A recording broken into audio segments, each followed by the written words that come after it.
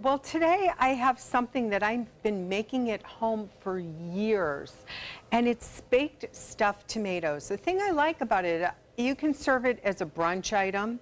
You can just serve it as a casserole if you don't want to stuff the tomatoes. And you can definitely serve it as a vegetarian option if you use vegetarian broth instead of chicken broth. Especially with Thanksgiving coming up, it's a nice opportunity to make somebody feel good about having something that's stuffed. So if anybody tells you you can't get good tomatoes this time of year in Florida, you can. I went to Yoder's Produce Market, and of course they're getting their tomatoes still from Michigan, Ohio, places like that, the last of the season before our tomatoes come in. So they're big, they're very tasteful, they're going to be juicy enough that we need that for the flavor. So stay with me throughout the hour, and we are going to cook up a special brunch item, but you can have it for lunch or dinner whenever you want it. We're making baked stuffed tomatoes, and a stop at Yoder's Produce produced beautiful tomatoes, fresh spinach, some fruit, because I'm planning on using this for a brunch dish. But like I said earlier, this can even be made just for a casserole if you don't want to stuff tomatoes. So we start by adding 1 large shallot chopped up. Shallot is in the onion family. It looks a little bit like garlic, but it really adds a good flavor. Shallots originally started growing in France. It's one of the great things that we got in trade. And you'll find that it just brings this balance from just a straight onion.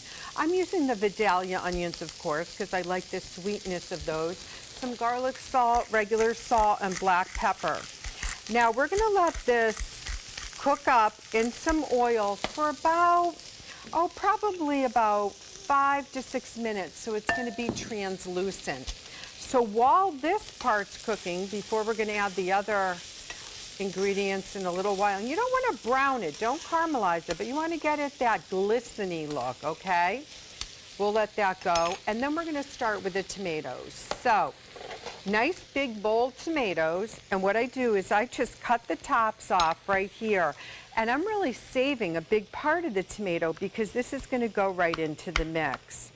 Now, I'm pretty excited about this recipe because this is a recipe that I can share with you, but it's also going in my first cookbook that will be out probably no later than early spring, and I'm pretty excited because I had a fun photo shoot the other day. So you'll get one of these recipes today that you'll get to use.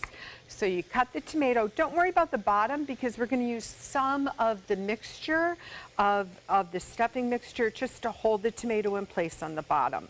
But then you're going to just take a spoon and you're going to take out the meat of the tomato, seeds and all, and we're going to use that because there's a lot of juice in there, okay? So let's get that a good pop. Pour that right in there because that will help with the moisture. And then we'll just give that a dice. And that's going to go in our next segment. I'll finish all the tomatoes, and then we'll get everything ready to add spinach. You can use fresh or frozen, and I think you're going to love it once that Parmesan cheese starts hitting those tomatoes. I'll be back in a few to keep working. So the onions and the shallots have started to glisten. So now we're going to add some fresh chopped spinach. If you don't want to use fresh chopped spinach or you happen to have some frozen chopped spinach at home, that's fine. That's going to work great. Use it frozen because you're going to want that moisture. Just stick that frozen pack, take it out, and just stick it right in there. And as it starts to unthaw, it will blend in. But because I'm going to be using fresh spinach, I'm going to make sure I add some stock. Keeping it vegetarian, use vegetable stock. You can even use a little mushroom stock. I'm going to use chicken stock since I'm not making this necessarily as a vegetarian dish. So we're going to let that cook down, bring up that heat a little bit. And one of the things I like to do this time of year is add a little Bell's poultry seasoning. Like I said, this is just a really nice special dish. If you have somebody that's coming over that's a vegetarian, I often will make this on Thanksgiving or any type of dinner party because they really get the feeling that it's something special. And it is because we're going to put in Parmesan cheese and Italian breadcrumbs in a little bit. So first, as the spinach starts to cook down, let's take, remember all the tops of the tomatoes that we cut off? We just got rid of the core, but we even have that meaty part in. And a little fresh basil, not too much, but just enough that it gives it that hint. Then we're gonna readjust the seasoning, a little garlic salt and black pepper. Now, whenever you're cooking with spinach, whether it's fresh or frozen, it's a really bland vegetable. So you really have to season a little bit extra because you want your dish to have that flavor. So we're gonna cook that down and let the flavors marry. And then in a few minutes, what we're gonna do is we're gonna add the Parmesan cheese. We're gonna do the Parmesan in layers. So a little bit of Parmesan cheese, and then we're gonna use breadcrumbs. Now, there are so many different stores that offer gluten-free breadcrumbs. Read the label though, because they do, a lot of them have sugar in them. They're made from rice, so just read to make sure you can have it. I'm gonna use regular Italian breadcrumbs. We come back, I can stuff those tomatoes up and get ready to serve. I love these. I love stuffed tomatoes, and this is really good. Now you've done something interesting here with the fried egg. I put a little farm fresh fried egg on top. So that's that real brunch item.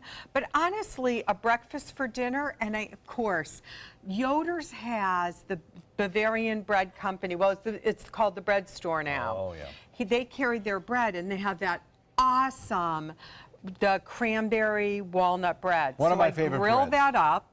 You and I have already snuck a few pieces. Grill that up, and that is just, even with the sweetness, it just goes well. But the fried egg on top there, yes, you may. I won't say which number piece of bread this is either, but I think it just adds that dimension, right? But you can just serve it as stuffed tomatoes on Thanksgiving if you're having vegetarians, or just as an extra side dish. You can get this recipe on mysuncoast.com. Just click on the recipe, and don't forget, every Wednesday, it's gift certificate time. Sign up for our culinary newsletter, and you're entered to win a $50 gift card to one of our restaurants. Everybody should get this recipe because you need that kind of vegetarian recipe in your catalog there. And for you and I, we just put it on top of a big steak. Delicious. Thanks, Judy. Thank you.